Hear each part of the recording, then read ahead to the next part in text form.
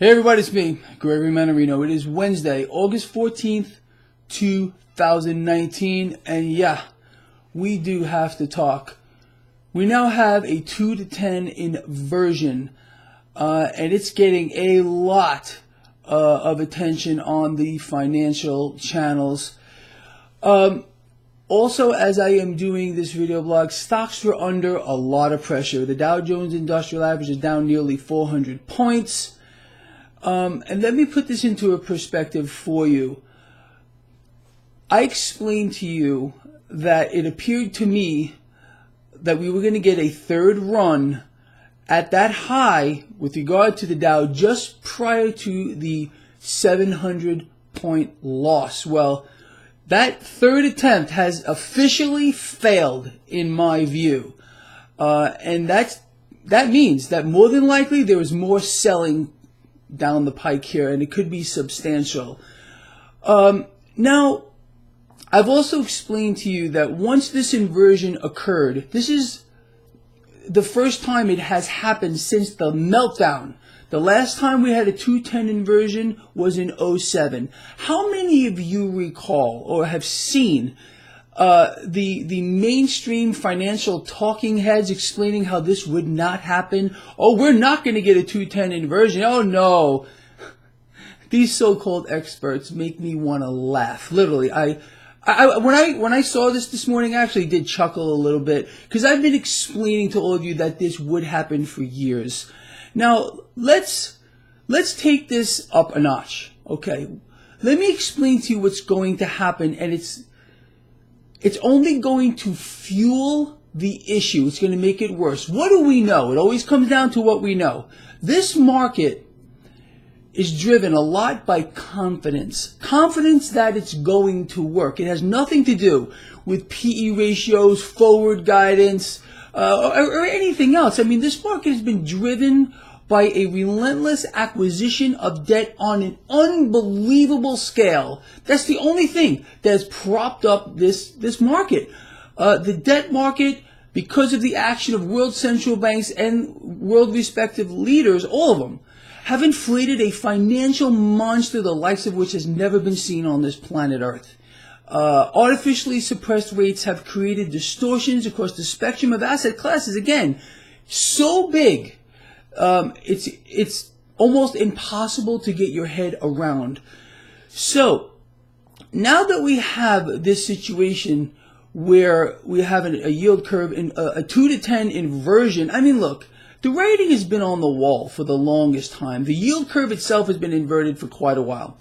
When the 30-year was yielding less than the federal funds rate, I mean, if that wasn't the biggest clue on the face of the earth, by the way, the 30-year right now is at an all-time historic low. This is a yield curve that is screaming at us all, and we better start listening, that there is trouble coming down the pike. And it's going to be worse than anything we've ever had before, because these distortions are beyond anything that we have ever seen before. And again, the middle class is buried in debt, more debt than they have ever held, record high debt. Margin debt, the amount of cash that people have borrowed to participate in this bull market, is also at all-time record highs. So what does that tell you? This is literally a setup like we've seen during the 1929 crash with regard to margin debt.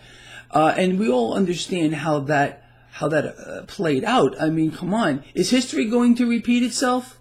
Worse. I can promise you that. Worse. Look, name one guy out here who has called this market better than me. And I'm talking about, look, I'm not always right, but put this together. I'm explaining to you things before they happen, and 9 times out of 10, I am dead on. So with that said, let's put more things together. So as I just alluded to earlier, this is what's about to happen, okay? We're going to hear from our president, from Peter Navarro, who's really running the show, and the president's just listening to this man who has no idea what he's doing. Every single world leader now is playing the debt expansion game. Now, We're going to hear the president call for a 1% cut in the federal funds rate, something he's been talking about for a very long time. We're going to hear from the president to talk about more easy money pumped into this market in the form of quantitative easing. He has mentioned this. This is 100% wrong to do in this environment. And it's only going to be done for one reason. Understand, these calls from every world leader, not just the president, but you're going to hear it from him maybe today, because he's been talking about this for quite a while. The Fed needs to cut rates. The Fed needs to cut rates. All it is doing is fueling the debt crisis that we are already in. Let me explain to you what a smart man would do right now. The president should say the Federal Reserve needs to raise rates now. Today, what would be the ramifications of that? The stock market would take a huge hit. Understand, the stock market is going to take a hit anyway. This is right now about the middle class and about saving our country. It's about trying to preserve whatever is left of the middle class, which is about to be decimated on an unbelievable scale as our president and other world leaders call for more debt acquisition. It is the absolute wrong thing to do. So when you hear today or tomorrow the president calling for rate cuts, start tweeting him. Start tweeting the president, start calling the president, explain to him that he has to stop playing the debt game. That is what has got us into this epic mess. Mr. President, if this makes it to your desk, stop thinking about the stock market. Start thinking about the United States of America and the middle class. Make the Federal Reserve raise the federal funds rate today. Do not cut. All you're doing, Mr. President, and Peter Navarro, who's the president's guru with regard to monetary policy, Peter Navarro, for you, sir, get a clue. You're telling the president to do the wrong thing. You cannot continue to fuel the debt bubble. That's what's got us into this issue. You need to, the Federal Reserve, maybe some member of the Fed is listening, you need to raise rates today. Cutting them is only going to exacerbate the problem exponentially. That's why we are here. Yes, the stock market is would take a substantial hit, but it's going to take a hit anyway. But it would protect the middle class. Do we not matter at all? I don't think we do. Like I explained to you, I think it was yesterday, to the market, the average guy out here is a piece of excrement to get stepped on and squashed. That's the truth. But this entire thing right now, people, is coming down. And we're witnessing a train wreck in slow motion, although this is happening rather rapidly. And I've explained to you that there is no way to gauge how fast this is actually going to come down at one particular time, because everyone's going to look to leave the party before the next guy. That's how it's going to play out. So anyway, in summary, we have now had a third failed attempt to break out above that high just before the Dow Jones Industrial Average fell 700 points. We have now a 2 to 10 yield curve inversion.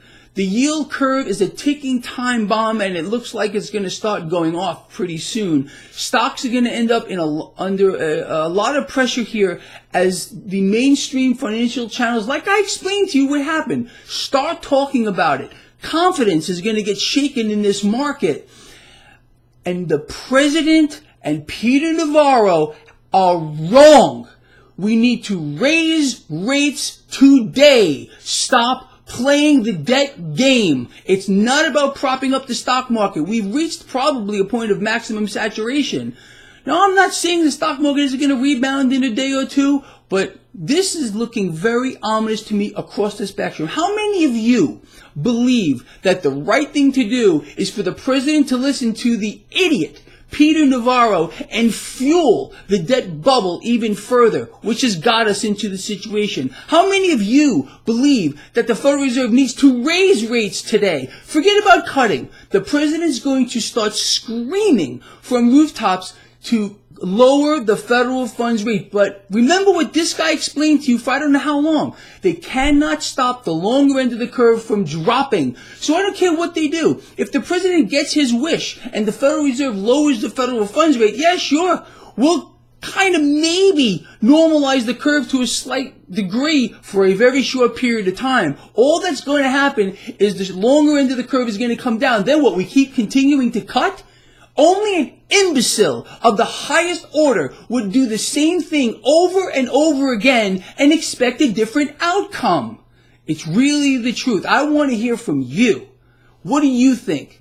Should Peter Navarro's policy be put into place by the president calling for cutting rates, or should the president tell the Fed to start raising rates now, allow the stock market to take a hit, which it's going to take anyway, and again, save our country, save the middle class?